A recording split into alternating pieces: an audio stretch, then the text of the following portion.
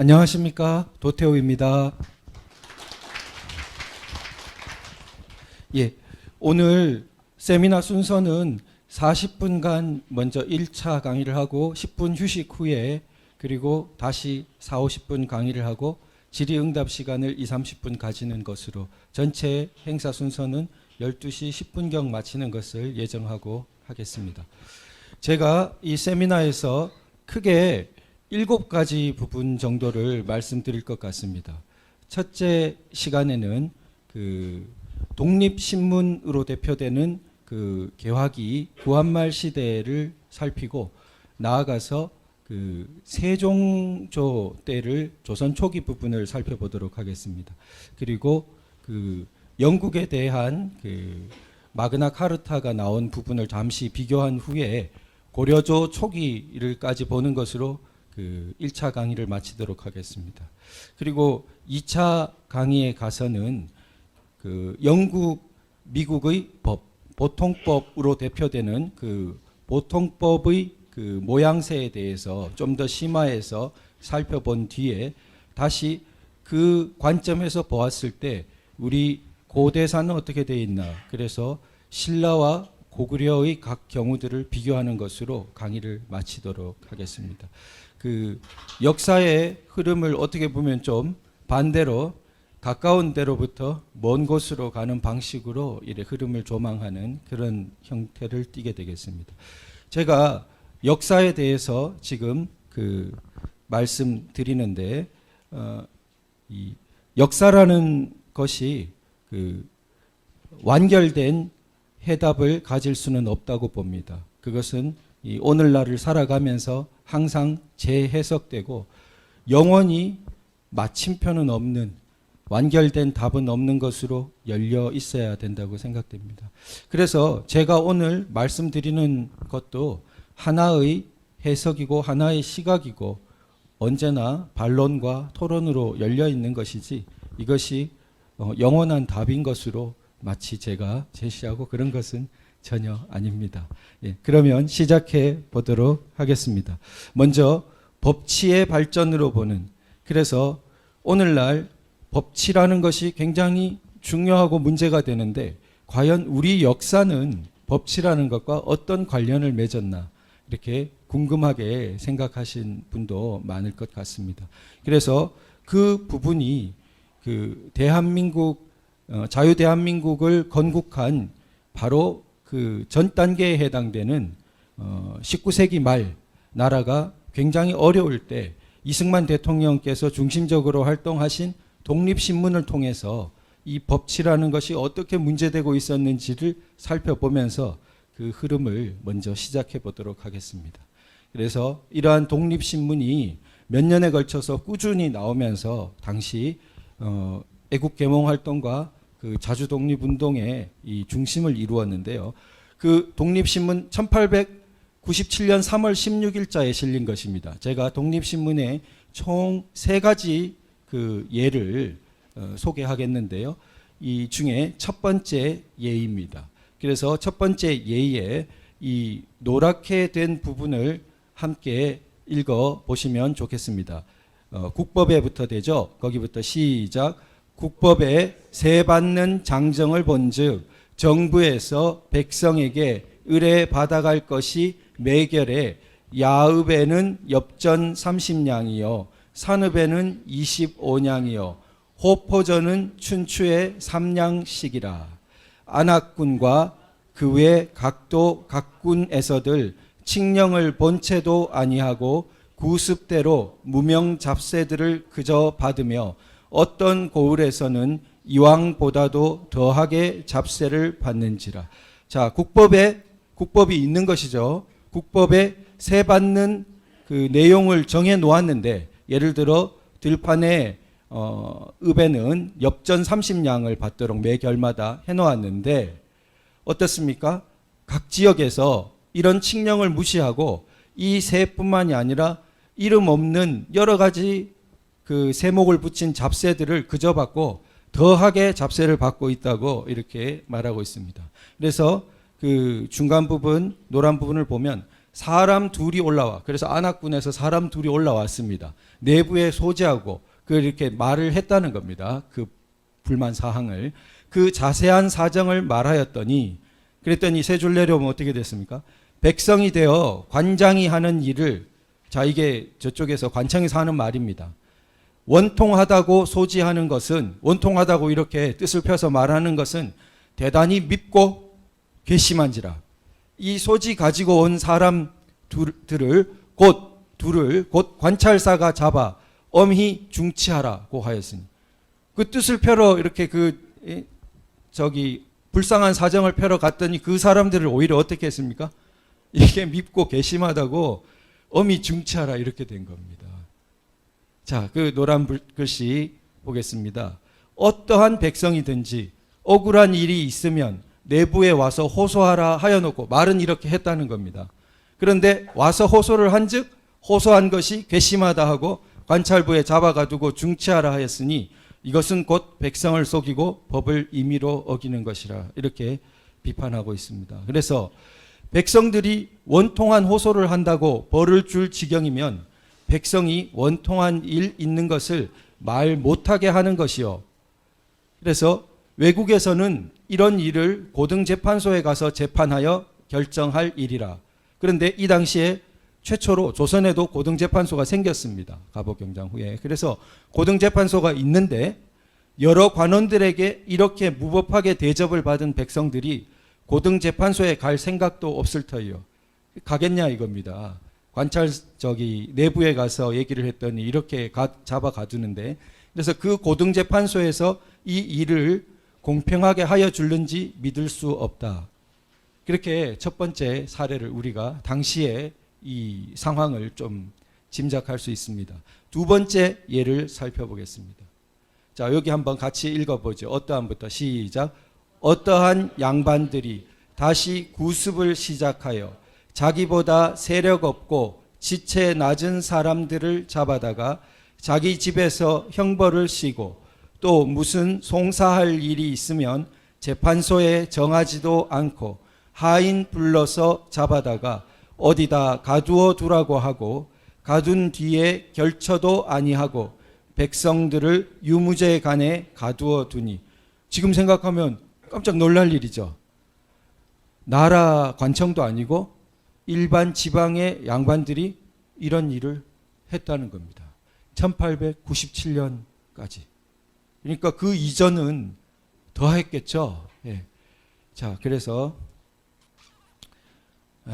물론 반상간에 반상 그걸 가릴 필요 없이 송사할 일이 있으면 재판소에 정하여 재판소에서 원피고를 불러 사실한 후 공평히 재판하여 결처하는 것이 나라 법률이라. 이제 독립신문에 개화된 분들은 이렇게 서술하고 있는 것입니다. 그런데 아무나 나라 백성을 임의로 잡아가두고 재판 없이 형벌을 한다든지 연고 없이 무한하게 구류하는 것은 나라 법률을 멸시하고 임의로 천단하는 것이다. 이렇게 비판하고 있습니다. 바로 여기도 오늘날 문제가 되고 있는 것처럼 자의적 구금을 비판하고 있는 것을 볼 수 있고, 함부로 잡아가두는 것이 법률에 있어서 얼마나 근본적인 문제인지를 우리가 살펴볼 수 있습니다. 자, 그러면 이렇게 두 가지 1897년의 경우를 보았습니다. 1896년의 경우를 한번 보죠. 여기 시기적으로는 더 빠른데요. 이런 일이 있었습니다. 노란 글씨 상령부터 시작. 상령 군수 리정석이가 뇌물을 받고 송사를 그르게 결처한 까닭에 그 고을 백성 김치구가 서울을 와서 법무 대신이 길에 지내가는 것을 보고 그 원을 걸어 소지를 정하였으니 이전 같으면 어찌 감히 종신징역을 시키리요. 그런데 이때 한번 리정석이란 이 군수가 재판을 받아서 종신징역을 간 겁니다. 자, 이게 좀 특이한 것은 1896년에 이렇게 한번 잘 했는데 아까 전에 1897년에 그게 이어지지가 않았죠. 예, 그렇다는 것을 우리가 볼 수 있습니다. 자, 그래서 노란 글씨 보면 백성이 되어 원이고 관찰사가 법 외의 일을 행하거든 그것을 받지 말고 법부에 고하여 그 원이든지 관찰사의 행실을 없게 하는 것이 직분이요. 백성은 그걸 참는 게 직분이 아니고 잘못된 것을 지적해 가지고 바로 잡는 것이 직분이라고 이렇게 서술하고 있습니다.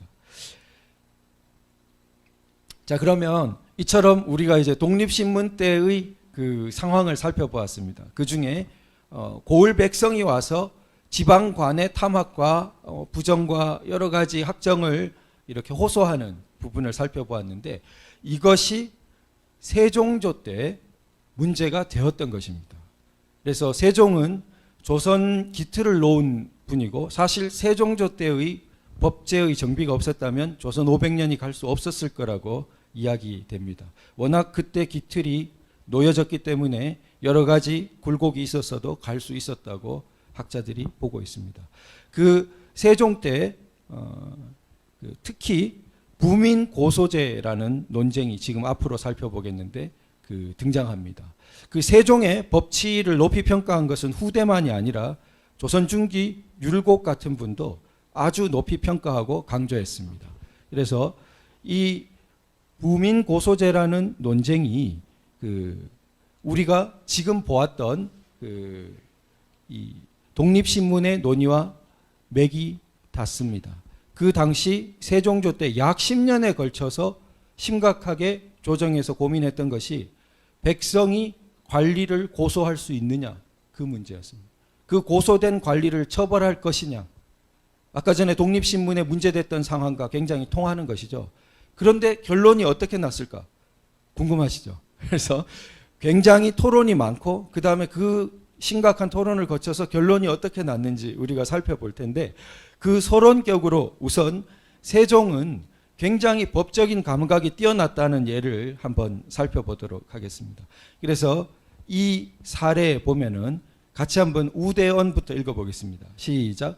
우대언 정연이 개하기를 이제 어떤 사람이 어가 앞에 뛰어들어 온 자가 있사오니 율에 의하여 교형의 처함이 마땅하옵니다 하니 임금이 말하기를 이는 매우 옳지 않다. 만일 그런 법률이 있는 줄을 알고도 감히 뛰어들었다면 율이 응당 이와 같으려니와 무지한 사람이 어리둥절하여 갈 바를 모르고 뛰어든 자를 역시 이런 율로 죄를 준다면 어찌 옳겠느냐. 다시 율문을 참고하여 아래라 하다. 여기 살펴볼 점이 굉장히 많은데, 우대언이라는 꽤 높은 벼슬에 있는 정연이라는 당시 신하가 말하기를, 자, 임금의 이 가마가 지나가는데 앞에 확 뛰어든 사람이 있으니까 그 율법에 의하면은 교형은 목을 매다는 형, 교수형입니다.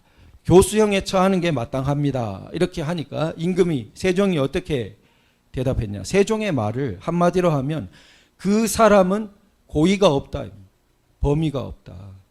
자, 이게 형사재판에서 고의, 범의가 얼마나 중요한지를 세종은 근대 형법학을 익히지 않고도 알았다는 것입니다. 제가 누누이 말씀드리지만 형사재판에서 범의와 고의를 따지지 않는다는 것은 있을 수 없죠. 그 부분이 오늘날 이루어지고 있는 박근혜 대통령에 대한 재판, 이재용 부회장에 대한 재판에서 우리가 생각해 보면 도대체 뇌물을 받는다는 범의나 고의가 있었느냐, 청탁을 한다는 고의나 범의가 있었느냐, 이걸 생각해 보면 그게 얼마나 형사재판에서 근본적인 문제인지를 알 수 있는데, 세종은 바로 이렇게 고의든 뭐든 따지지 않고 교수형의 처함이 마땅합니다, 이렇게 신하들이 할 때, 그 사람은 어리둥절하여 이렇게 뛰어든 거로 보이는데 그걸 어떻게 교수형에 처하냐, 그게 아니다, 이렇게 구분을 하고, 그 다음에 다시 제가 늘 놀라운 것은, 그러면은 임금이고 당시 세종이 조선조의 특징이 있더라도 그래도 임금이기 때문에 보통 같으면은 내가 그렇게 판단했으니까 풀어주라, 이렇게 하기가 쉬웠을 것 같아요. 근데 마지막 문장을 한번 보세요. 다시 율문을 참고하여 아래라. 자기가 임금인데도 불구하고 어떻게 했습니까? 자기가 생각이 다른데 자기 생각을 알려주고 다시 법도 한번 더 살펴보고 의논도 더 해보고 내한테 다시 아래라, 이렇게 했습니다. 이런 태도가 제가 뒤에 살펴보겠지만 보통법의 굉장히 핵심적인 태도입니다. 이것을 세종은 굉장히 이렇게 체화하신 훌륭한 임금이셨어요. 그런데 이제 부민 고소 논쟁이 어떻게 됐냐 이제 살펴보겠습니다. 그런 훌륭하고 뛰어난 임금이었는데요. 그런데 부민 고소 논쟁에 있어 이제 처음 부분 총 3개를 보겠는데 첫 부분입니다. 세종 7년인데요. 거기 좌사관 유계문이라는 분이 이제 상소를 하면서 자 어떻게 했습니까? 노란 글씨 보면 관리로서 만약 관민의 재물을 착복한 자가 있으면 모두 고소를 허용하여 탐호를 징계하고 아주 근대적으로 말씀하고 있죠. 잘못한 관리가 있으면 백성이 고소하도록 허용하고 그 관리가 잘못한 탐호를 징계하라 이렇게 상소를 하고 있습니다. 세종대의 집현전이 굉장히 활성화되었고 그래서 이런 신진 논의들이 개혁적인 논의들이 굉장히 이렇게 등장하고 있습니다. 그랬는데 자 임금이 말하기를 노란 글씨 보면 좀 신중합니다. 세종은 그래서 부민으로서 수령의 고소를 금지하는 법을 세웠던 것이니 이는 곧 후한 기풍이다. 두터운 기풍이다. 옛날에 그렇게 법을 정해놓은 것은 그러나 탐폭한 관리들이 그 금령을 믿고 기탄 없이 자행하기 때문에 이건 그런데 굉장히 부작용이 있다. 문제가 있다. 그래서 밑에 보면 그 범한 바는 작더라도 그 자리에 그대로 앉혀서 백성을 다스리게 하는 것은 아마도 불가하지 않겠는가. 그래서 그 관리는 조사를 해보고 이렇게 관리직을 더 이상 하지 못하도록 하는 게 맞지 않을까 이렇게 이제 세종이 그 견해를 밝혔어요.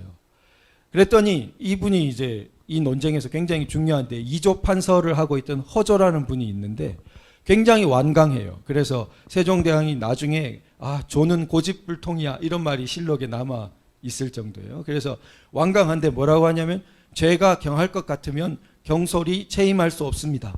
그래서 관리를 함부로 이렇게 보직 유보를 시킨다든지 이렇게 하면 안 된다 이렇게 말하고 있어요. 자 일단락이 일단 여기서 그냥 중지가 됐습니다. 이제 골치 아프게 그 의견도 대립되고 막 이러니까 일단 거기서 결론을 못 내고 몇 년이 흘렀어요. 그 다음에 이제 세종 13년에 가서 다시 두 번째. 그러면 임금이 또 이렇게 말합니다. 노란 글씨 한번 읽어볼까요? 시작. 수령이 부민의 전답을 오판한 것을 부민이 그 오판을 정소하고 개정을 청구하는 것 같은 것이야 어찌 고소라고만 하겠는가. 사실 자기의 부득이한 일이라 할 것이다. 그래서 이렇게 수령이 막 함부로 오판한 것을 고쳐달라고 하는 것을 어떻게 고소 옛날에 그 고소 금지해 놓은 것에 같다고 해가지고 못하게 하겠느냐 이렇게 말합니다. 그리고 특이한 표현을 쓰셔요. 자기의 부득이한 일. 이게 동양고전에 그렇게 흔히 있는 말이 아닌데 자기의 부득이한 일, 자기 부득이지사라고 했는데 김홍우 교수님이라고 이렇게 그 정치학계 원로이신 분이 이것을 서양의 기본권 개념에 흡사하다고 해석을 하셨는데 굉장히 탁월한 해석이라고 생각됩니다. 우리가 이제 기본권이라는 말은 번역한 이런 뉘앙스가 냄새가 이렇게 분위기가 있잖아요. 근데 자기 부득이지사, 자기의 부득이한 일. 그게 사실 잘 생각해 보면 기본권에 가까운 거예요. 신체의 자유나 양심의 자유나 언론의 자유나 이런 것을 탄압을 하면은 나의 어쩔 수 없는 인간으로서 꿈틀거리는 이거는 내가 인간이라면 양보하기 어려운 부득이한 일을 건드리는 것이죠. 그래서 자기 부득이지사라는 그런 표현을 쓰고 있어요. 그런데 죄의 명목이 이미 성립되었는데도 그 죄를 다스리지 않으면 사람을 징계할 수 없을 것이고 그래서 자 이렇게 진행되어 가는데 이제 이분이 중요하다고 했죠. 허조가 등장했어요. 허조 이분이 뭐라 하냐면 고려가 500년을 유지한 것은 오로지 윗사람을 능멸하는 풍습을 끊었기 때문입니다. 부민의 수령에 대한 관계는 아들의 아버지에게와 신하의 임금에 대한 것과 같아서 절대로 범할 수 없습니다. 이런 견해를 펴고 있습니다. 자, 고려 500년에 어떻게 됐느냐 하는 부분 뒤에 고려 부분을 살펴볼 겁니다. 자, 그래서 그게 어떻게 됐을까 과연 살펴볼 것이고 근데 이 허조라는 대신이 해석하기에는 고려 500년이 올 수 있었던 것은 부민 고소, 백성이 함부로 관리를 고소해서 관리를 벌 주는 것을 끊었기 때문에 그 왕조가 유지됐다. 이런 해석을 하고 그러면서 덧붙여서 이제 더 이념적인 논의를 펴는데 백성의 수령에 대한 관계, 백성의 관리에 대한 관계가 아들의 아버지, 신하의 임금에 대한 관계와 같다. 여기서 아들의 아버지, 이 부분이 중요합니다. 아들의 아버지에 대한 고소, 이것은 동서고금을 털어서 굉장히 문제시돼요. 그래서 소크라테스 있던 그리스에서부터도 유티프론이라는 대화편을 보면은 유티프론이 아버지 고소하러 간다고 하니까 소크라테스가 너 거기 잠깐 서봐라 해가지고 이야기를 막 해가지고 유티프론이 자기가 어쩜 문제가 있는 거다라는 걸 깨닫게 하는 그런 일화가 나옵니다. 그리고 우리 맹자에 보더라도 그 맹자가 순임금을 칭찬하면서 순임금이 예를 들어 순임금에게 그 아버지가 만약 그 아버지가 순임금에 굉장히 못되게 한 그 아버지인데 고수라는 아버지가 만약 살인죄를 저질렀으면 어떻게 할 거냐. 이 순임금 같으면 이렇게 대답했을 거다. 그 아비 고수를 업고 동해 해변 멀리 끝까지 가서 평생 숨어 지낼 것이다. 이렇게 그것이 이제 천륜인 것을 말하고 그런 부분을 만약에 자식이 부모를 함부로 고소하도록 하면은 일륜 질서, 천륜이 허물어진다고 보고 있는 것입니다. 제가 비판한 적이 있지만 이 국정농단이라면서 재판 그 이름은 붙여놓고 하면서 어떻게 했습니까? 정유라라는 자식을 이용해 가지고 자기 어머니를 고발하고 자기 어머니를 단죄하도록 검찰이 새벽에 그렇게 데려가고 난리가 났었죠. 천륜을 거스르는 것이고 동서고금의 지혜를 거스르는 것인 만행인 것입니다. 그런 것이 오늘날 문명 대한민국, 그 문명 대한민국을 지켜야 될 검찰이 했다니 얼마나 부끄러운 것입니까? 검찰에 그런 일을 한 분들은 크게 반성해야 되고 검찰 내부에서 그런 반성이 일어날 것으로 믿습니다. 그래서 그러나 이 부모 자식 간의 관계를 함부로 사회 정치적인 영역으로 가져오면 안 돼요. 그거는 어느 정도 구분해서 생각을 할 줄 알아야 됩니다. 특히 임금까지는 그렇다 쳐도 백성과 관리의 관계에서 함부로 부모 자식에다가 갖다 붙이면은 도대체 백성이 꼼짝달싹할 수가 없어요. 백성과 관리의 관계는 그런 천륜의 관계가 아니죠. 그 부분을 구분해야 되는 것입니다. 그래서 이게 무섭다는 것은 이 북한을 보아도 알 수 있습니다. 김일성이 집권하던 그 무렵 초창기에 북한에 어떤 식으로 이렇게 대대적인 선전 공세를 하냐 하면요. 우리 조선민족은 한 가족과 같다. 이렇게 해요. 그리고 그런 표현이 사람들에게 이렇게 감정적으로 막 호소력이 있죠. 우리 조선 당시 식민지 일제에 억눌리다가 우리 핍박받던 조선민족은 모두 한 가족과 같다. 그래서 우리 한 가족이 서로 돕고 잘 살듯이 앞으로 서로 돕고 잘 살아야 된다. 이렇게 막 선전합니다. 그런데 좀 지나면 뭐가 나올까요? 어버이 수령, 어머니 당. 막 노래 지어가지고 막 부르게 합니다. 수령은 어버이고 당은 어머니라고. 거기서 어떤 끔찍한 일이 일어나죠. 그 다음에 절대적으로, 절대로 범할 수 없습니다. 이렇게 흘러가게 되는 것입니다. 그것은 완전히 구분해야 되는 영역입니다. 그래서 이 논의가 지금 일어나고 있는 것을 볼 수 있습니다. 그런데 판서, 높은 벼슬을 하고 있던 권진이란 분은 다시 다른 견해를 펴요. 백성이 고소하는 것을 금하면 관리들이 두려워하고 기탄하는 마음이 없을 것이며 장차 고의로 오결하는 자가 있을 것입니다. 이렇게 똑똑하게 내다보고 있으시죠. 자, 고소하는 것을 금하면 꺼리는 마음도 없고 두려워하는 마음도 없어서 심지어는 실수도 아니고 고의로 마음대로 재판하는 게 생길 것이다. 마음대로 결정하는 게. 자, 그렇게 또 거기서 결정을 못 내고 또 일단락되고 제3회로 넘어갑니다. 이게 세종 15년으로 넘어가게 됩니다. 자, 15년에 임금이 소장을부터 한번 읽어볼까요? 시작. 소장을 수리하여 그 옳고 그른 것을 판단하여 그의 원역함을 풀게 하고 오판이 있더라도 수령은 처벌하지 않는다면 백성의 원역함도 풀 수 있고 명분은 엄수되어서 두 가지가 다 완전하게 되고 폐해는 없을 것이다. 이 세종이 속마음이 나왔어요. 이게 사실 이렇게 결론이 난 겁니다. 나중에 보면. 그래서 세종은 어떻게 했어요? 고소는 하게 하고 그 다음에 수령은 처벌하지 않고, 그래서 고소도 못하게 하면 너무나 원악함을 풀 수가 없는 것이 되고, 그 다음에 수령은 처벌하지 않으니까 상하 질서 같은 것은 깨뜨리지 않는다. 이런 식으로 이렇게 그 어떤 중간책을 낸 거예요.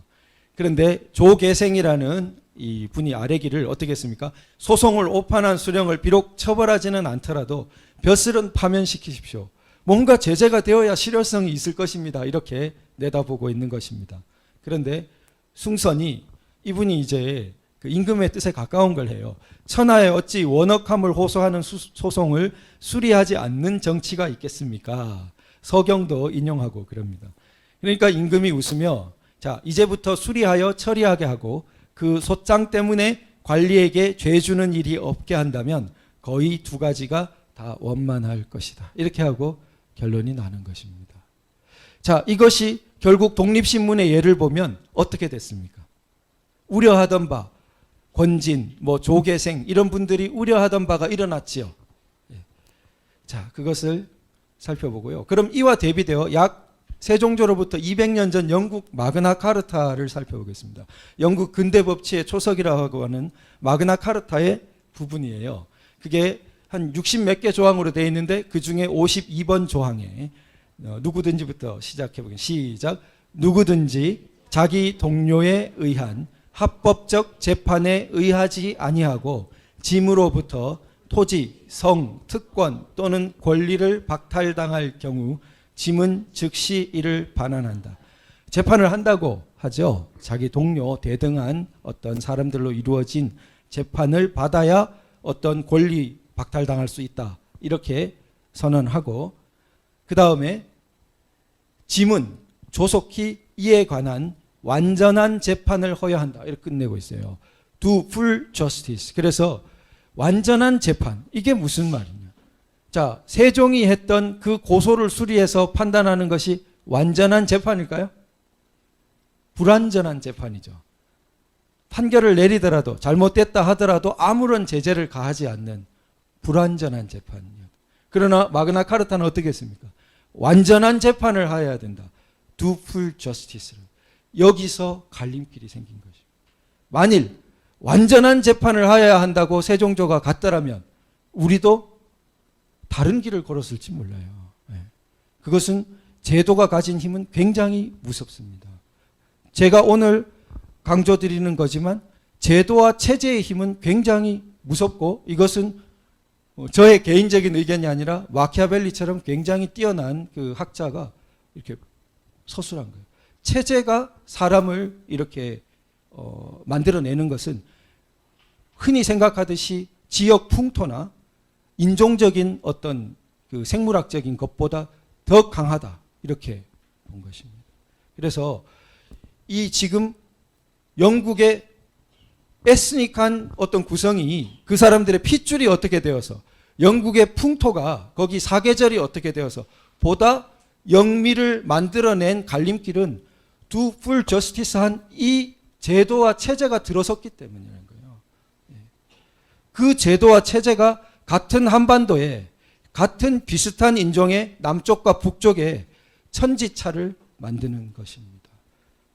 그래서 마그나 카르타 53번을 보면 비슷한 게 이어집니다. 짐의 부왕 헨리와 짐의 형 리처드가 지정한 살림의 해체 또는 보유에 관한 재판, 후경권에 관한 재판, 다 재판이 나와요. 수도권에 관한 수도원에 관한 재판이 어떻게 돼요? 짐은 조속히 이에 관한 완전한 재판을 허여한다. 계속해서 완전한 재판을 허여한다는 말이 여기 말고도 또 반복됩니다. 자, 그런데 61번 이 항목이 이제 완전한 재판과 더불어서 굉장히 흥미롭고 주목할 만합니다. 노란 글씨 위주로 읽어보겠습니다. 40일 시작. 40일 이내에 짐이 구제를 부여하지 아니하거나 재판관이 이를 구제하지 아니할 때 25명의 봉신은 그 권리 침해가 정당히 보상될 때까지 전국의 일반 평민과 더불어 가능한 모든 수단을 다하여 짐의 성, 토지, 재산을 압류함으로써 또는 그 외의 가능한 어떤 방법에 의하여서라도 짐을 구속하여 탄압을 가하기로 한다. 놀랍죠? 짐이 왕이에요, 왕. 그런데 어떻게 선언하고 있습니까? 일반 평민과 더불어, 심지어 신하가 일반 평민과 더불어 모든 수단을 다해서 왕의 재산을 압류하고 그 밖에 어떤 방법에 의해서라도 짐을 구속 탄압하기로 한다. 이러고 있어요. 이것이 바로 제가 지난 시간에도 말씀드린 모든 사람이 법 아래에 있다. 왕도 법 위에 있지 않기 때문에 이런 모든 사람이 또 법 앞에 평등하다. 이런 사고가 바탕되어 있기 때문에 나온. 그러나 이 사람들도 그것을 법 아래 평등, 법 앞에 평등, 룰 오브 로라는 식으로 당시 명확하게 정식화하지는 못했어요. 이런 식으로 그냥 표현하고 살아갔습니다. 후대에 그걸 보니까 우리가 이 지금 존중하는 법치 또 법 아래 평등 이게 기원이 여기에 있구나. 후대에 이렇게 거슬러 올라가 찾은 거예요. 그것이 역사의 해석입니다. 당시 그렇게 다 안 게 아니에요. 그러나 그 방향에 가고 뒤에 그것을 또 받들기 시작한 겁니다. 그래서 마그나 카르타를 받들기 시작한 거죠. 그래서 우리가 독립신문의 그 어떤 사설, 이승만 대통령의 당시 독립정신의 말 이런 것을 오늘날 다시 한번 높일 필요가 있는 것이죠. 그것이 그 당시에 마그나 카르타처럼 그 이후의 방향의 초석이 되고 씨앗이 되는 것입니다. 그 연장선에서 우리가 거슬러 올라가 보고 부민 고소제도 제가 살펴본 것입니다. 세종대의 논의를. 자, 그러면은 다음을 보면 그런데 구제를 받았을 때에는 그 위에 보면 그런데 하나 제한이 있는데 신체는 건드리지 마라 그래요. 왕이나 왕비, 왕의 자녀의 신체는 이렇게 침해하지 말라고 하고 구제를 받았을 때에는 곧 그들의 충성을 원상으로 복귀시켜야 한다. 이것이 사회정치적인 지혜입니다. 아까 왜 아랫사람이 윗사람 하는 것을 두려워하고 문제했습니까? 당시 신분 질서가 다 무너질까 봐. 이때도 영국도 신분 질서예요. 그런데 어떻게 했습니까? 구제받으면 싹 씻고 충성관계로 돌아와야 된다. 그렇게. 백성도 억울함을 풀면 싹 씻고 다시 충성스러운 백성으로 돌아와야 된다. 이런 것이죠. 자, 그렇게 이제 됐습니다. 그런데 자, 그럼 세종조보다 약 500년을 더 거슬러 올라가서 고려 태조 왕건 이 무렵에 그럼 어떤 일이 있었을까? 고려 초기에 한번 살펴보겠습니다. 자, 그러면 고려 태조의 자, 전임금부터 읽어보겠습니다. 시작. 전임금이 신라의 품계와 관직과 군읍의 호칭을 모두 촌스럽다 하여 완전히 새로 거쳐 여러 해 동안 시행하였으나 백성들이 익히 알지 못하고 혼란만 가중되었다. 이제 다 신라 때의 호칭으로 고치되 그중 알기 쉬운 것은 새 호칭을 따르도록 하라. 이 고려사에서 제가 옮겨온 부분인데 고려사가 다 번역되어서 인터넷에 자유롭게 열람하도록 되어 있습니다. 그런데 그 전임금은 궁예를 말합니다. 유명한. 자, 그러면 궁예가 어떻게 했습니까? 이 부분은 제가 이제 서론격으로 말씀드리는데 역시 고려 태조가 법의 감각이 굉장히 좋았다라는 것을 말씀드리는 겁니다. 궁예는 신라의 모든 호칭을 완전히 고쳤죠. 그랬더니 어떻게 됐습니까? 백성들이 혼란스러워졌죠. 그러니까 이 고려 태조가 그거 그렇게 하지 말고 일단 신라 때 호칭 쓰고 그중 알기 쉬운 것 좀 고쳐서 금방금방 그거 이렇게 오히려 알기 쉽게 되는 것은 새 호칭을 따르도록 하라. 이게 뒤에 제가 살펴보겠지만 이런 태도가 굉장히 보통법적 태도입니다. 영미에서 발달한 태도예요. 그걸 함부로 전부 적폐청산 이런 식으로 싹 갈아엎어야지 그렇게 생각하지 않아요. 이루어져 온 관행과 관행을 존중합니다. 이루어져 온. 관행은 약한 법이라고 볼 수 있어요. 그것을 나쁜 관습이라고만 보는 것은 그것은 왜곡된 시각입니다. 그러니까 어떤 관행 중에는 굉장히 문제가 많은 악습이 있을 수도 있죠. 그것은 고치면 돼요. 부분적으로 고치면 된다는 겁니다. 그런데 싹 갈아엎어야지. 그런 태도는 정치적으로, 법적으로 지혜롭지 못하고 사회에 역사적으로 보았을 때에도 아주 많은 문제를 가져온 것을 볼 수 있습니다. 그래서 그런 태도가 프랑스 혁명, 러시아 혁명 이런 곳의 계열이고, 지금 말씀드리는 관행을 존중하면서 그러나 고쳐야 될 부분은 확실히 고쳐 나가고 시간 속에서 점진적으로 마침내는 엄청난 변혁을 한 에볼루셔너리 레볼루션이라고 합니다. 진화적인 혁명을 한 것이 영국과 미국입니다. 이 두 계열에, 그래서 영국도 혁명이라 그러고 미국도 혁명이라 그럽니다. 그런데 영국 혁명, 미국 혁명 계열과 프랑스 혁명, 러시아 혁명 계열은 대립됩니다. 그래서 오늘날 어디를 따라야겠느냐, 그 모델에. 프랑스 혁명으로 다 뒤집고 결국은 왕정복고가 되고 막 사회가 진통을 겪죠. 러시아 혁명으로 사회주의에다가 다시 그 사회주의를 유지하지 못했죠. 역사적인 경험이 말해주고 있습니다. 어느 모델을 따라야 되느냐, 우리가. 그래서 그 관점에서 태조는 이렇게 감각이 좋았다는 것입니다. 그런데 이런 감각이 좋은 태조가 어떻게 하느냐 봅시다. 지난날 신라의 정치가 쇠퇴해지자 도적들이 다투어 일어났는데, 짐이 그 위태로운 뒤를 이어받아 이처럼 새 나라를 이룩했으니 만신창이가 된 백성을 다시 힘들게 한 것이 어찌 나의 본뜻이겠는가. 그래서 왕실의 친척이나 권세 있는 집안에서 포악하게 굴면서 약자를 업신여기고 우리 백성들을 괴롭히는 자가 없는지를 어찌 알겠는가. 자기가 그 뭐 천리안도 아니고 어찌 다 알겠냐 이거예요. 그런데 그렇지만 내 한 몸으로 어찌 집집마다 찾아가 친히 살펴볼 수 있겠는가. 그래서 무지한 가신들을 노급에 보낸다면, 그런데 또 자기 가신을 이렇게 막 조사해보라고 보낸다면 오직 거두어 드리는 데만 혈안이 되어 마음대로 마구 긁어모을 것이니 그대인들 어찌 알 수 있겠는가. 막 부정이 일어날 수 있다 이거예요. 협잡과. 그런데 백성들 가운데 나옵니다. 억울하다는, 읽어보죠. 시작. 백성들 가운데 억울하다는 송사를 제기하는 자가 있는데도 관리가 사사로운 정에 이끌려 이들의 죄과를 숨기고 비호하니. 문제를 딱 지적하고 있죠. 백성이 호소하는데 관리가 거기를 끊는다. 자, 그래서 그게 안 된다. 그래서 노란 글씨 보면 남의 허물을 숨겨주는 것을 어진 일이라고 여겨 보고하지 않으니 누가 선하고 악한지를 어떻게 알 수 있겠는가. 실정이 이러하다면 누가 법을 지키고 잘못을 고치겠는가. 그래서 그 송사를 수리해서 해결해 주라고 나갑니다. 그래서 죄 있는 자는 귀천을 가리지 않고 자손까지 벌을, 자손까지는 좀 심해요. 그런데 뭐 이렇게 그 훈작 내린 거를 박탈하고 뭐 그런 것에 관계될 수 있겠죠. 벌을 내릴 것이며 공이 많고 죄가 적은 경우는 정상을 참작해 상벌을 시행할 것이다.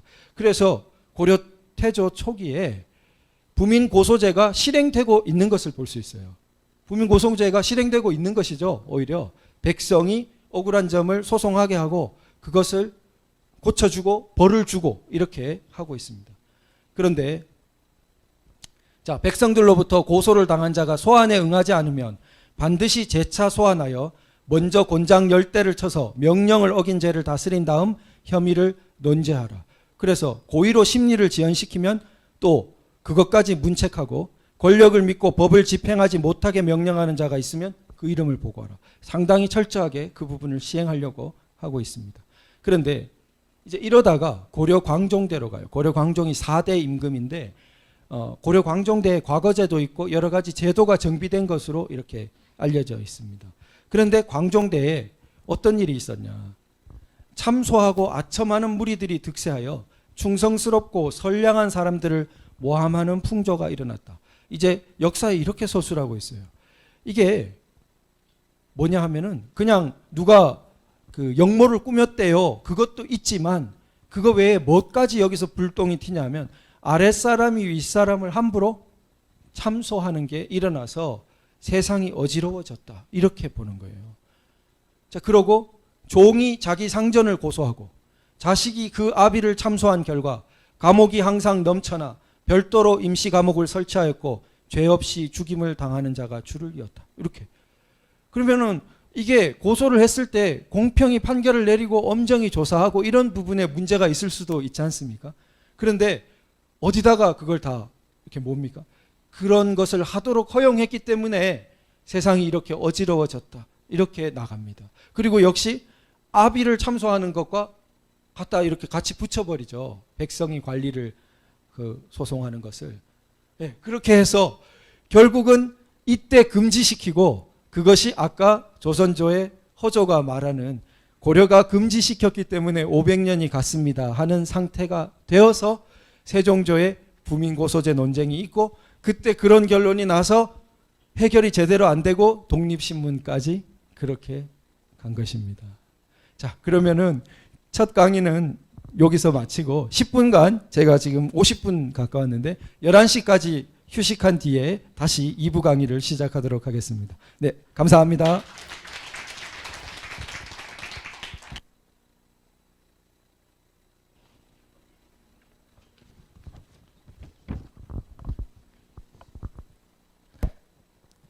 네, 잠시 좀 안내드릴 일이 있어가지고 광고를 좀 드리겠는데요. 강의 시작하기 전에 저희가 유튜브에서도 많은 분들이 좀 볼 수 있게 저희가 지금 책을 한 권 소개시켜드리려고 합니다. 네, 미라클 이얼스라고 네, 그 대한민국 건국의 바른 역사를 배울 수 있는 책인데요. 예, 영어와 한국어로 지금 만든 책이고 미국의 한국사 바로 알리기 운동본부에서 이렇게 출판을 했어요. 저희가 이 책을 좀 검토를 해봤는데 굉장히 이승만 역사 바로 알리기 하는데 참 좋은 책으로 지금 생각이 되고요. 저희가 이 책들을 FK 홀에 비치도 하고 또 이렇게 연락을 주시면 또 판매도 하고 할 수 있는 좋은 책인 것 같습니다. 네, 그러면은 문의 전화는 저희 MPK로 주시고요. 네, 다음 이제 우리 도태우 변호사님 나오셔서 2부 강연을 시작하도록 하겠습니다. 박수로 환영해 주시면 고맙겠습니다. 예, 감사합니다. 2부 시작하도록 하겠습니다. 그러면 그 지난 1부에서 어느 부분을 말씀드렸냐 하면요. 자, 우리 독립신문에서부터 이야기를 진행했습니다. 그래서 독립신문에서 수령의 그 탐학을 진정하러 왔더니 오히려 그 백성을 잡아가지고 또 양반이 함부로 사적으로 사람을 감금도 하고 그런 일이 일어났는데 그걸 고쳐보려는 개혁 조치로 관리가 한번 벌을 받은 적도 있었지만 제대로 시행되지 못하면서 위기를 겪고 있는 것을 보았습니다. 그래서 그런 위기의 근원을 올라가 보니 그 세종이 굉장히 법치에 뛰어난 감각이 있었음에도 불구하고 그 부민 고소제 논쟁에서 결국 많은 논의를 거쳐서 그 나온 그 종국적인 방안이 고소는 하되 처벌하지 않는다라고 되면서 그 우려하던 사람들의 어떤 우려처럼 결국은 그 고소 자체도 유명무실하게 되고 그런 부분이 전개되는 것을 살펴볼 수 있었습니다. 그래서 이와 비교해서 영국의 세종부터 한 200년 전인 마그나 카르타를 보니까 거기서는 완전한 재판을 하도록 한다. 그래서 그 고소만 하고 처벌하지 않는 게 아니라 잘못이 있으면 처벌하고 또 그렇게 고소했더라도 해결되면 완전히 충성으로 복귀하고 하는 태도를 가지면서 근대 법치와 민주정으로 발전해가는 싹을 볼 수 있었습니다. 그래서 우리는 또 세종조 이전에는 어떤 뿌리가 있나 살펴 올라가 보니 고려 초기에 고려 태조 왕건의 경우에 상당히 부민 고소제에 문제되던 마그나 카르타에서 문제되던 것을 적극적으로 실행하는 모습을 그래서 송사를 하게 하고 잘못한 관리를 처벌하는 그런 그 실행이 이루어지고 있었음을 볼 수 있었고 그런데 곧 한 4대조 내려가서 그것이 문제가 많다 하면서 그 아들이 아버지를 고소하는 것과 마치 이렇게 동일시하면서 결국 백성이 수령을 고소하는 것이 금지되어가는 그런 맥락을 찾아볼 수 있었습니다. 자, 그러면은 2부 강의에는 크게 세 부분이 있는데요. 아까 전에 말씀드렸던 마그나 카르타에서 초석이 된 영국 미국 법치의 발전 그것이 영미법이 이제 커먼로라고 합니다. 잉글리시 아메리칸 로라고 하지 않고 자기들이 그렇게 불러왔기 때문에 세계적으로 통용되는 말이 보통법 커먼로예요. 그게 이제 말은 저렇지만 또 그 발달의 기원은 영미 쪽에 있어서 번역을 영미법이라고 하기도 합니다. 그러나 굳이 영미법이라기보다는 보통법이라고 저는 계속 옮기는 건 말뜻 자체가 그렇기도 하고 영미에서만 그 통찰을 줄 수 있는 게 아니라 그 법의 정신이 다른 지역에도 다 영향을 이렇게 귀중한 통찰을 줄 수 있기 때문에 보통법이라고 이렇게 번역하고 보통법에서 그 이 만남이라고 되어 있는데 이것은 우리가 이제 그 세 가지의 사례를 살펴보겠습니다. 그래서 앞에서도 말씀드린 그 김홍우 교수님이 당신의 경험 속에서 이렇게 정리하신 건데 보통법의 특성을 잘 보여주는 세 가지 사례가 소개되겠습니다. 그래서 그 세 가지 사례를 살펴봐서 보통법과 그러한 영미의 어떤 법치 정신이라는 건 이런 거구나를 좀 그 감을 잡은 뒤에 그런 관점에서 우리 고대사를 올라가서 신라 초기와 고구려 초기를 비교해 보도록 그렇게 하겠습니다. 자, 그러면은 보통법과의 만남 1 처음 예입니다.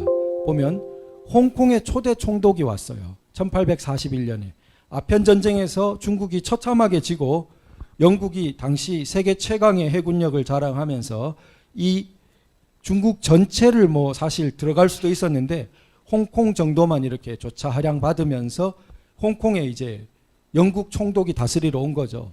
그런데 압승을 한 영국이 총독을 파견해서 왔는데 그 총독이 법령으로 발표한 1호가 이겁니다. 1호가 어떻게 되냐? 홍콩의 주민과 그곳에 가는 모든 중국의 주민들은 중국의 법과 관습에 따라 통치될 것이다. 단 모든 종류의 고문은 제외된다. 이게 놀라운 그런 거죠. 당시의 그 발달한 영국이 또 처참하게 전쟁에서 중국은 지고 완전한 승전국으로 들어갔는데 법령 1호가 어떻게 됐어요? 중국의 모든 법과 관습이 그냥 그대로 유지되고 거기에 따라 통치될 거라고 선언하는 거예요. 그리고 다만 근데 단서가 있어요. 다만 고문은 금지예요. 이게 아까 말씀드린 관행을 존중하되 어떤 악습에 해당되는 부분부터 고쳐 나가면서 그렇게 진행되어 가는 영미의 evolutionary revolution, 영미혁명적인 그런 태도를 볼 수 있는 것이고 보통법의 태도를 아주 보여주는 예라고 되는 것입니다. 자, 두 번째, 이승만 대통령 미국 유학 중에 일환데요. 이승만 대통령은 1905년 2월에 감옥에 나와서 직후에 이제 워싱턴 있는 조지 워싱턴 대학교 학부 2학년 2학기에 편입했습니다. 그래서 약 2년 4개월 후에 이제 졸업하게 되는데요.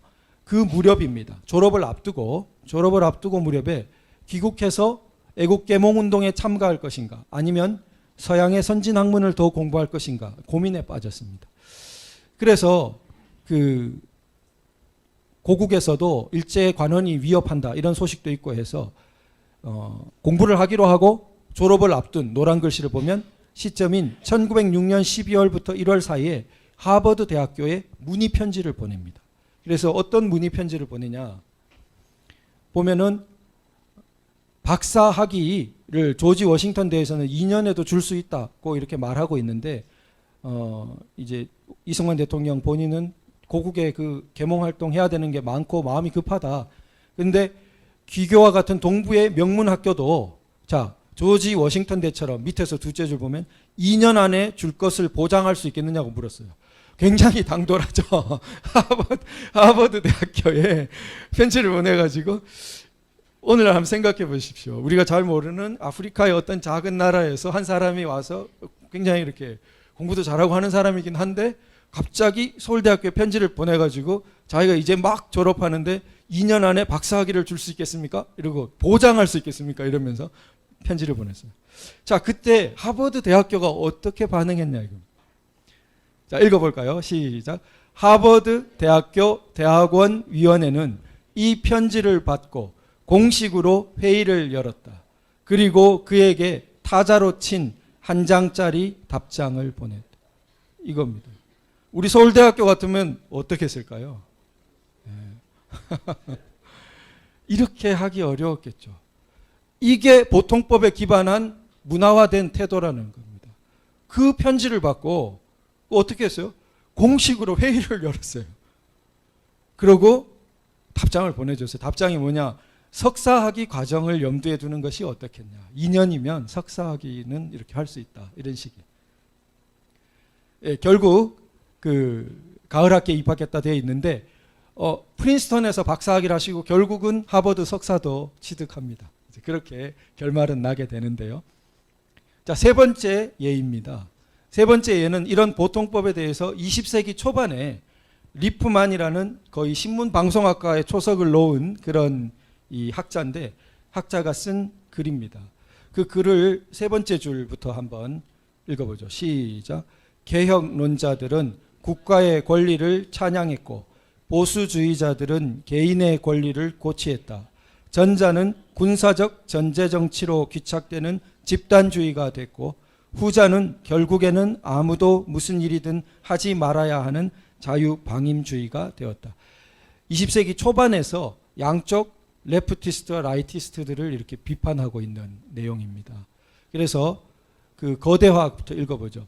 거대화된 국가에 의한 사회적 통제와 어떤 사회적 통제도 받지 않는 자기 주장을 내세우는 개인주의 중에 하나를 반드시 선택해야 하는 것은 아니다. 그 밑에 가보면 인간의 경험 가운데서 가장 오래되고 최선의 방식으로 확립되었고 가장 성공적인 사회적 통제 방법을 완전히 간과했다. 양쪽이 간과했다. 이 통제 방법이 뭐냐 이겁니다.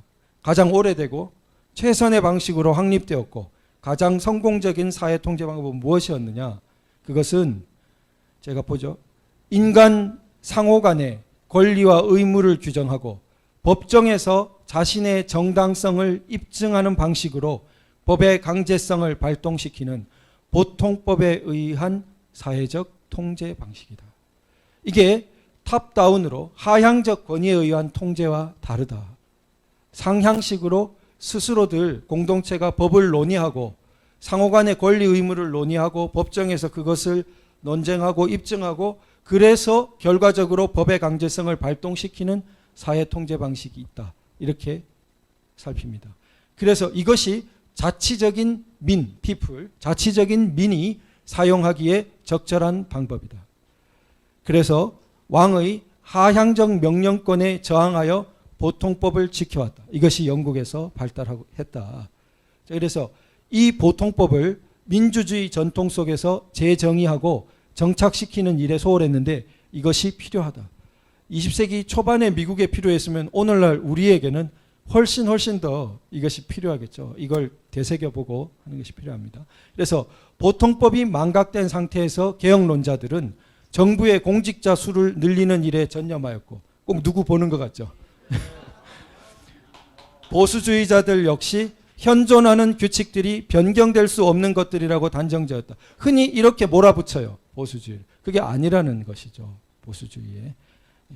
그래서 진정한 민주주의는 선거에 의해 뽑힌 대표들이 과거의 영주와 주인들을 대신하여 그들이 누렸던 특권을 행사한다는 뜻에서 이제 국민에 의한이라고 바꿔도 돼요. 국민에 의한 정부가 아니다. 진정한 민주주의는 뽑아놓기만 하면 자기들이 마음대로 특권 행사하는 게 아니라는 거예요.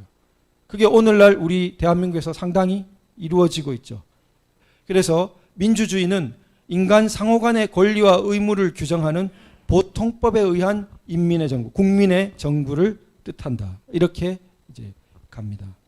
자, 그러면 유권자에게 단순히 투표권을 부여하는 것은 그 자체로 자치정부를 수립하는 게 안 되고, 자, 그러면 민의 마음을 어떤 형태가 생기기 쉽냐면 민의 마음을 달래고 녹이고 부패시키고 강제하는 방식으로 통치하는 과두정. 이게 미래를 굉장히 내다보고 있어요.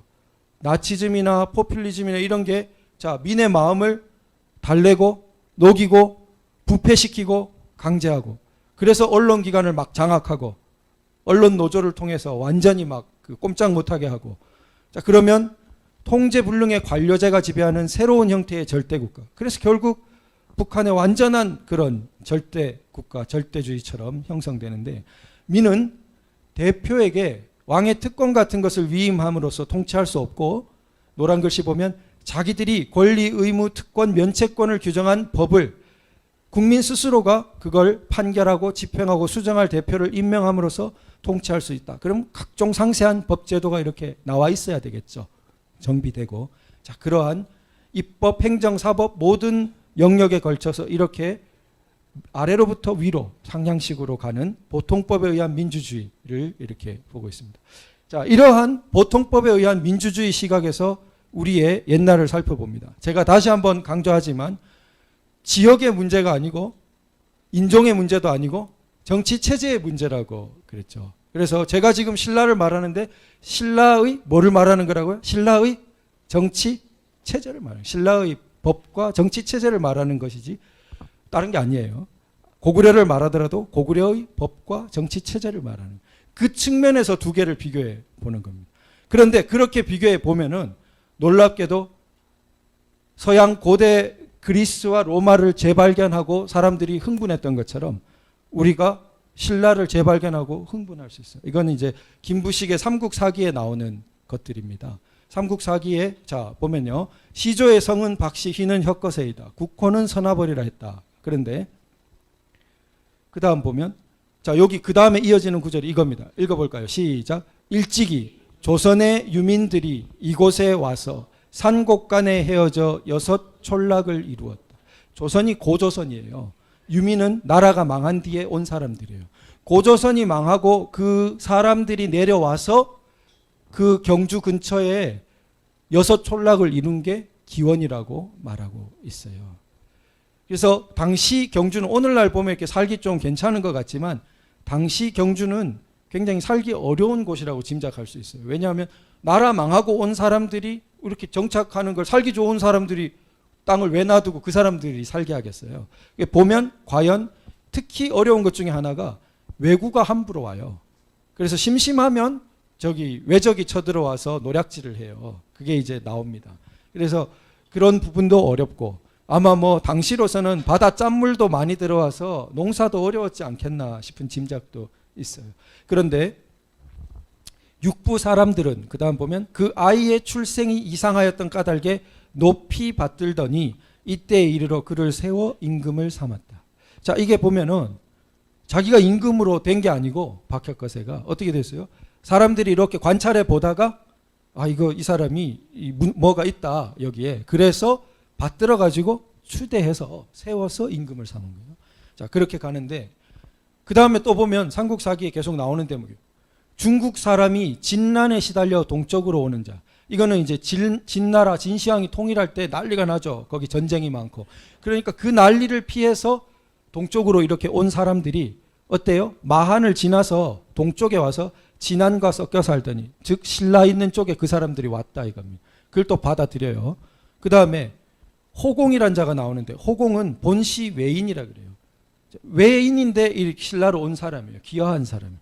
근데 호공을 어떻게 했어요? 탈해 때 가면 대보라고 그 재상, 정승에 가까운 벼슬이에요. 그런 사람을 재상, 정승을 삼아요. 자, 그 다음에 그 3대 임금인 유리인데 유리 이사금 때 보면은 낭랑 사람 5,000명이 와서 육부에 나누어 살게 되었다. 낭랑이 망하고 낭랑 사람이 또 와서 살게 돼요. 그 다음에 4대 임금인 석탈해는 어때요? 석탈해는 다파라국인데 외국의 동북일천리쯤 되는 거. 그래서 이해는 선뜻 안 돼요. 외국의 동북일천리면은 홋카이도나 무슨 사할린이나 그러면은 블라디보스톡 이런 데서 왔나? 그래서 쉽게 이해는 안 되지만 어쨌든 굉장히 멀리 떨어진 외국으로부터 온 사람이죠. 그런데 4대 임금이 됐단 말이에요. 자, 그래서 이게 그러면 왜 이것을 제가 첫 번째 예로 들었냐? 신라의 4가지를 들 텐데 그 중에 첫 번째로 이것이 놀랍게도 고대 그리스 중에서도 가장 찬란했다고 말해지는 아테네의 기원과 복사판이에요. 그걸 살펴보겠습니다. 그래서 아테네의 기원이 펠레폰네소스 전쟁사라는 투키디데스의 책의 앞부분에 나오는데 거기 읽어보겠습니다. 노란 글씨 시작. 아티카 지방은 그 대부분이 척박해 내란도 없고 그래서 외래 이주자에 의해 다른 면에서 비할 데 없는 발전을 보였다. 이렇게. 아티카 지방은 척박해서 사람이 별로 선호하는 땅이 아니어서 거기에 토착 눌러 앉아가지고 막 이렇게 사람들이 막 이동하면서 탐내는 땅이 아니었어요. 그러다 보니까 어디 외래 이주자들이 오면은 거기에 이 사람들 쫓겨온 사람들이니까 거기 오래 눌러 앉아 살아요. 딴 사람들이 와도 자기도 그렇게 왔으니까 반겨줘요. 그래가지고 그 사람들이 발전시킨 것이 아테네라는 거예요. 그게 다른 그리스 지역과 다르다고 말하고 있는 것입니다. 이게 아까 전에 신라에 어때요?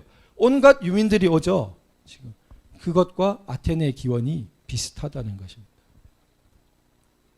그러면 헬라스 같아요. 헬라스의 다른 지방에서 전쟁이나 내란으로 도망쳐온 사람들 가운데서 가장 세력이 큰 자들이 아테네의 안정된 상태에 마음이 끌려 그것에 정착했기 때문이었다. 그래서 이 아테네가 커져가지고 나중에는 이오니아 지방, 소아시아, 터키 서부 해안 지방으로까지 뻗어간 것입니다. 그렇게 이제 서술하고 있습니다. 그러면 신라에서 우리가 보통법적인 측면을 또 이렇게 두 번째 사례를 한번 봐보죠. 그러면 2대 임금 남의 차차홍인데 차차홍이 어떻게 말해요? 국인의 추대로 왕위에 있다. 자기가 사실은 아들이에요. 아들인데 말을 하기를 표현할 때 나라 사람들의 추대로 왕위에 있다. 이렇게 표현을 해요. 근데 이 국인이란 표현이 굉장히 흥미롭고 중요합니다. 삼국사기에 많이 나오는데 어떤 딱 정의를 내려놓은 것은 없어요. 근데 후대에 이렇게 해석해 볼 때 국인, 나라 사람이 언제 나오냐면 중요한 역사적 순간에 국인들이 뭐 추대했다. 국인들이 모여 이런 표현이 나와요. 그래서 역사적 순간에 능동적 시민으로 함께한 사람들 이것을 국인이라고 표현한 게 아니냐 이렇게 해석하기도 합니다. 그렇게 보면 우리 태극기 집회에 오셨던 분들 그리고 여기 MPK에 오신 분들이 국인이고 국인 중에 국인이라고 생각됩니다. 그래서 그러면 3대 임금 유리를 보면 유리가 남해의 태자니까 당연히 즉위해야 할 터인데 그럼 어떻게 했느냐? 대보 탈해, 당시 외국에서 온 탈해를 정승을 시켰어요. 그 탈해가 본디 덕망이 있었으므로 유리는 왕위를 그에게 밀어 사양하니 자 이렇게 사양을 해요. 그랬는데 결국은 이제 뭐 이빨 그걸 가지고 했다는 그 이야기가 전하죠. 그 다음에 돌아갈 때 다시 유언을 하기를 자와 서, 이때 서는 사위입니다. 사위를 막론하고 나이 많고 어진 사람으로 위를 잇게 하라. 그래서 탈해가 사위예요. 그래서 윗대 임금에. 그래서 그런 얘기를 해서 자 탈해가 들어섰어요. 그러면 성이 바뀌었죠. 이것만 해도 사실 왕조 사회에서 굉장히 있기 어려워요. 그런데 신라 천년의 비결은 굉장히 이 숨겨진 여기에 있는 것 같아요. 그래서 박석김이라고 하는데 처음에 박씨였다가 4대째 석씨가 등장하는데 박씨가 나중에 제일 끝에 다시 또 한번 왕이 돼요. 그 정도로 계속 그 자리가 있었고 더구나 여기서 또 어떻게 합니까? 박씨의 귀척으로 각 지역을 이렇게 다스리게 합니다. 그러니까 성이 바뀐 왕이 들어서서 막 몰살시키려는 게 아니라 이렇게 지역에 가서 이렇게 다스리게 그렇게 해요. 그 다음에 탈해가 돌아가니 그 다음 어떻게 했어요? 신하들은 유리의 태자인 일성 그러니까 이제 석씨 임금이 한 번 하고 난 다음에 예전 박씨 임금의 태자를 이렇게 세우려고 했어요. 그랬더니 어떤 자가 말하되 일성은 비록 맏아들이나 위엄과 현명함이 파사를 따르지 못한다 하여 드디어 파사를 세웠다 이거예요. 파사가 먼저 왕이 돼요. 그 장남이 아닌데 그러니까 이 말을 한 신하도 용감하고 그런데 그렇게 세운 사람들도 특이하죠. 그래서 파사를 세우고 그럼 또 일성이 굉장히 섭섭할 수도 있고 나라가 혼란스러울 수도 있을 거 아닙니까? 죽이기도 하고 막 그러잖아요. 그런데 어떻게 되냐면 신라는 한 2대인가 후에 그 일성이 다시 왕이 돼요. 그러니까 그 맏아들이 처음에 왕이 안 됐다가 동생이 먼저 됐다가 나중에 한 2대 후에 다시 그 사람이 또 왕이 돼요. 맏아들이. 그리고 잘해요. 한 10여 년간. 그 사이에 수양을 더 쌓았다고도 볼 수 있겠죠. 자, 그래서 사위 조분으로 위를 잇게 한 이런 게 있고요. 그 다음에 첨해가 아들이 없어 국인이 미추를 세운 것이니 이게 이제 김씨 왕으로서는 처음입니다. 한 13대 정도 가는데 그래서 아들이 없자 또 다른 성의 왕을 또 세웠습니다. 자, 그 다음에 보면은 기림은 여기는 석신가 박신가 그런데 군신이 모여 의논하되 흐레는 어려서부터 노성한 덕이 있다 하고 아들이 아닌데 없어서 다른 이제 조카나 이런 쪽을 데려와서 이 왕으로 받들어 세우는 모습을 볼 수 있습니다. 자, 그러면 세 번째 모습을 보죠. 세 번째 모습 보면은 요거 흥미로운 요게 다인데 같이 읽어보죠. 시작. 파사 이사금 23년 8월에 음집 벌국이 실직 곡국과 지경을 다투어 신라 왕에게 와서 재결을 청하므로 왕이 이를 난처히 여기어 이르되 금관국 수로왕이 연로하고 지식이 많다 하여 그를 불러 물었더니 수로가 건의하여 소쟁의 땅을 음집 벌국에 속하게 하였다. 법이란 것은 참 오래된 것이란 걸 볼 수 있습니다. 오늘날 발전했다고 하는 국제법적인 사례 아닙니까? 그러니까 나라와 나라가 다투어서 이걸 좀 해결해 달라고 제3의 누군가에게 가서 지금 들고 온 거예요. 분쟁거리를. 그런데 들고 왔는데 아까 전에 마치 세종의 그런 모습이 다 뿌리가 있다는 생각을 하게 되는 게 자기가 굉장히 뭔가 신라왕이 권위가 있고 뭐 세력도 있고 하니까 거기 들고 온 거 아니겠습니까? 그런데 들고 왔는데 자기가 냉큼 그래 판결해 줄게 하고 판결한 게 아니라 어떻게 했어요? 금관국 수로왕, 힘으로는 금관국 수로왕이 지금 신라와 비길 바가 아니었어요. 당시 저기는 막 생겼고 신라는 이미 파사 때면 한참 내려가서 막 주변을 이렇게, 그러니까 주변국이 들고 오죠. 그런데 그 금관국 수로왕이 연로하고 지식이 많다, 아주 현명하고 덕이 높다 해가지고 그 사람한테 물어본 거예요. 거기에 그런 훌륭한 태도가 나온다 이거죠. 자, 그래서 그 판결을 해준 거예요. 자, 그 다음에 네 번째 예를 한번 보죠. 자, 그러면 네 번째 예는 같이 한번 읽어보겠습니다. 시작. 유리 이사금 5년 11월에 왕이 국내를 순행하다가 한 노파가 줄이고 얼어 거의 죽어감을 보고 말하기를 내가 조그만 몸으로 왕위에 있어 능히 백성을 기르지 못하고 노유로 하여금 이러한 지경에 이르게 하니 이는 나의 죄라 하고 옷을 벗어 그를 덮어주고 음식을 밀어 먹인 후 이내 유사에게 명하여 곳곳마다 호라비, 호러미, 고아, 아들이 없는 늙은이, 병든이로서 자활할 수 없는 자를 위문하여 식료를 주어 부양하게 하였더니 이에 이웃나라 사람들이 소문을 듣고 오는 자가 많았다. 이런 사례가 이제 소개되어 있습니다. 그래서 이제 근대 학자들의 표현 같으면은 이제 인간의 고통에 대한 관심, 무관심이 아니라 이제 정치의 역할 중에 이렇게 그 말하는 것으로 그런 부분을 볼 수 있겠죠. 그런데 자, 그러면은 우리가 그 다른 예를 보면은 밑에 유래, 이거는 아까 전에 그 유리왕이 아니라 앞에 그 지금 유리 이사금이 아니고 그 다른 사람입니다. 유래 이사금. 근데 이분이 더 후대 임금인데 어떤 게 있었냐면 이벌찬이라고 재상 비슷한 벼슬이에요. 그 재상을 누구를 삼고 늘 그 재상을 찾아가서 정사의 요강을 물었다. 재상을 찾아. 그러니까 왕이 재상을 그렇게 이렇게 존중해서 하는 정치하는 모습을 다른 예도 많지만 일부만 제가 이렇게 소개한 것입니다. 자, 이상이 이제 신라의 그런 모습을 좀 살펴보았습니다. 자, 제가 앞으로 이제 고구려의 예를 이렇게 좀 보겠는데 혹시 김부식이라는 분이 편견을 가지고 우선 더 편견은 제가 신라의 이런 예만 뽑고 또 고구려의 앞으로의 예를 제가 편견을 가지고 뽑은 게 아니냐. 그거는 금방 확인하실 수 있어요. 왜냐하면 삼국사기 다 번역이 되어 있으니까 보시면 진짜 편견 없이 보시면 분위기가 확 다른 것을 볼 수 있습니다. 네, 그렇고 그 다음에 그러면 삼국사기 원초적으로 김부식 선생이 편견을 가지고 이렇게 서술한 거 아니냐 이렇게 의심을 해볼 수도 있겠죠. 그래서 그러면은 편견이라 해도 그게 거짓말이라는 것과는 달라요. 그러니까 그걸 막 거짓말이다, 없는 자료를 붙였다 이렇게 의심하기 시작하면 그거는 역사학자의 전문적인 영역이지 우리는 거기 굉장히 정사니까요. 역사책 중에서도 드물게 이제 정사로 인정하는 몇 권 책들이 있지 않습니까?